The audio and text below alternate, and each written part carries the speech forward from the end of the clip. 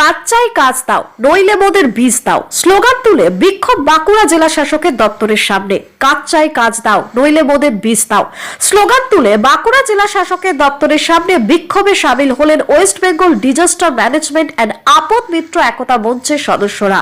বুধবার ওই সংগঠনের সদস্যরা প্ল্যাকার্ড ফেস্টুন হাতে অবিলম্বে সরকারি যে কোনো দপ্তরে কাজের সুযোগ দেওয়া এবং কিট দেওয়ার দাবি জানিয়ে দীর্ঘক্ষণ বিক্ষোভ দেখান।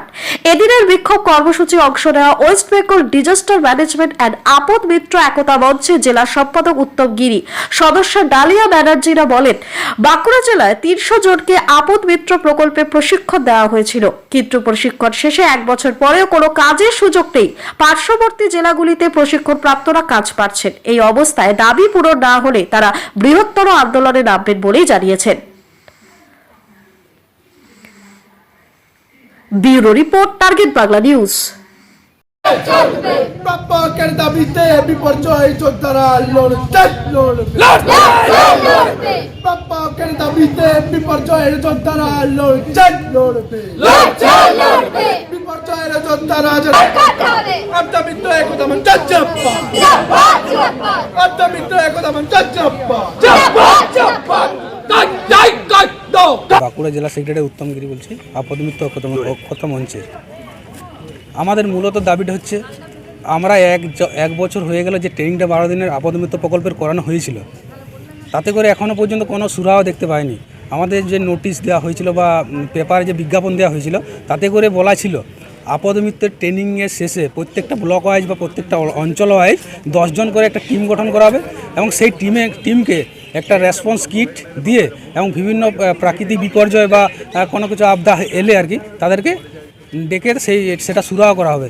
কিন্তু এখনও পর্যন্ত বারবার 8 থেকে 9 বার 10 বার আমরা ডিএমের কাছে রিকোয়েস্ট করেছি, বিভিন্ন দপ্তরে গেছি, এই দপ্তর ও দপ্তর বিভিন্ন দপ্তরে আমাদেরকে ঘুরিয়েছে, কিন্তু কোনো সুরাহা হয়নি। আমাদের মূল দাবি আছে, আমাদের কিছু কাজ চাই। এই বেকার যে ছেলেগুলো আছে তাদের পরিবারের মুখ চেয়ে তাদের দুমুঠো ভাতের দায়ে কিছুদিন আমাদের কিছু একটা কাজের ব্যবস্থা করে দিতে হবে। বিভিন্ন দপ্তরে, যে কোনো দপ্তরে আমাদের কাজ চাই।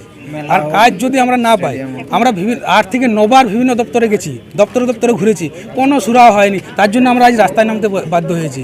স্যারের কাছে আমাদের জোরহাত করে সবার পক্ষ থেকে আমাদের কাতুর মিনতি করছি যে আমাদেরকে যাতে তাড়াতাড়ি করে একটা ডাল ভাতের ব্যবস্থা করে দেয় স্যার, তাতে করে আমরা এটা থেকে যাতে আমরা পরিবার বলুন বা সমাজ বলুন মুক্তি পেতে পারি। মূলত যদি এই দাবিটা না মানা হয়, আগামী দিনে কিন্তু আমরা বৃহত্তর আন্দোলন বা অনশন করতে পারি। নমস্কার, আমি হচ্ছে বাঁকুড়া জেলা সেক্রেটারি উত্তম গিরি। বিভিন্ন জায়গায় বাস অ্যাক্সিডেন্ট, ট্রেন অ্যাক্সিডেন্ট, বিভিন্ন দুর্ঘটনা ঘটে। তো সেইখানে আমাদেরকে দায়িত্ব হিসাবে যেন আমরা ওখানে ভলেন্টিয়ার হিসাবে গিয়ে আমরা সাধারণ মানুষের পাশে যাতে আমরা দাঁড়াতে পারি, আমরা যাতে সাধারণ মানুষের কাজে আসতে পারি এবং আমাদের নিজেদেরও যেন কিছু হেল্প হয়, আমরা যেন নিজেরা স্বাবলম্বী হতে পারি। সেই জন্য আমাদের একটা আশা ছিল যে ট্রেনিংটার মাধ্যমে আমরা কিছু অন্তত একটা তাড়াতাড়ির মধ্যে আমাদের কিছু একটা কাজের ব্যবস্থা করে দেওয়া হবে, যেমন পিকনিক স্পট বা কিছু যাই হোক ভলেন্টিয়ার হিসাবে। বাট এখনও পর্যন্ত আমাদের সেই দাবিটা আমাদের মানা হয়নি, আমাদের ক্লিয়ার করে কিছু বলাও হয়নি। আমরা যেই জন্য বারবার আসছি। এবং আপদে মিত্র ট্রেনিং করা হয়েছিল। কতদিন আগে? 12 দিনের ট্রেনিং করা হয়েছিল আমাদের। কতদিন আগে? 1 বছর আগে, আগের বছর ডিসেম্বরে করানো হয়েছিল। এখনো পর্যন্ত বেকার? হ্যাঁ, এখনো পর্যন্ত আমাদের কোনো উত্তরে দেওয়া হয়নি, কিছুই না, যে কেন আমরা এরকম, কতদিন আমরা এরকম থাকবো। আমাদের তো একটা উত্তর চাই যে আমরা কেন এরকম আছি। আমাদের ট্রেনিং করানো হয়েছে, আমাদের একটা আশা আছে যে আমরা ট্রেনিং করেছি, আমরা সেখান থেকে অনেক কিছু শিখেছি। আমরা সেখান থেকে স্যাররা অনেক হেল্প করেছেন, সিনিয়ররা অনেক হেল্প করেছে।